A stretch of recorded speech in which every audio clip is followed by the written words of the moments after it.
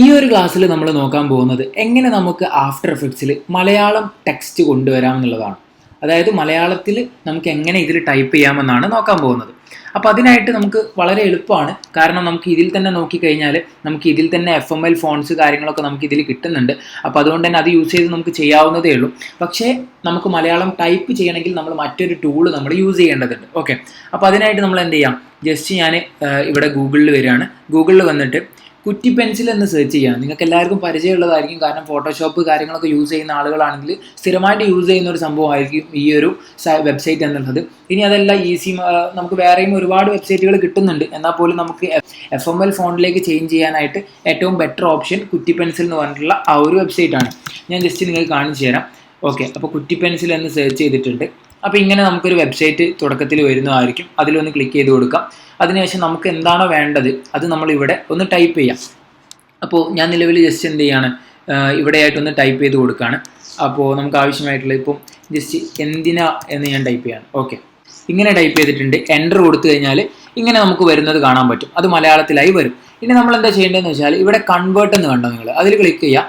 Copy to FML series എന്ന് കണ്ടോ, അതിൽ ക്ലിക്ക് ചെയ്യാം. അപ്പോൾ നമുക്ക് അതിൻ്റെ FML സീരീസ് ആയിട്ട് കിട്ടുന്നതായിരിക്കും. അപ്പോൾ ഞാൻ കോപ്പി ടെക്സ്റ്റ് എന്ന് പറയുന്ന ഇതിൽ ക്ലിക്ക് ചെയ്തിട്ട് ആ ടെക്സ്റ്റ് ഒന്ന് കോപ്പി ചെയ്യാണ്. ഓക്കെ, അപ്പോൾ നിലവിൽ അത് കോപ്പി ആയിട്ടുണ്ട്. ഇനി നമുക്ക് വീണ്ടും നമ്മുടെ ഈ ഒരു ആഫ്റ്റർ എഫക്ട്സിലേക്ക് വരാം.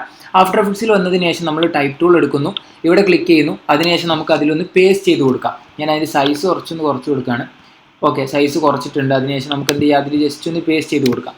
അപ്പോൾ ഞാൻ നിലവിൽ ആ ഒരു FML ഫോണ്ട് ഇവിടെ പേസ്റ്റ് ചെയ്തിട്ടുണ്ട്. അതായത് നമ്മളിപ്പം അതിൽ നിന്ന് കോപ്പി ചെയ്തിട്ടുള്ള സാധനം ഇവിടെ വരുമ്പം ഇങ്ങനെയായിരിക്കും ഉണ്ടായിരിക്കുന്നത്. അപ്പോൾ നമ്മൾ എന്ത് ചെയ്യുക, അത് ജസ്റ്റ് ഒന്ന് സെലക്ട് ചെയ്യുക.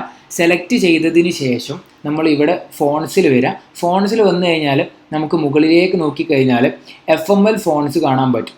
ഇതിൽ കുറവാണ് ചിലപ്പോൾ ഉണ്ടായിരിക്കുക. ഇവിടെയായിട്ട് നിങ്ങൾക്ക് കാണാൻ പറ്റും രണ്ട് FML ഫോൺസ് കാണാൻ പറ്റും.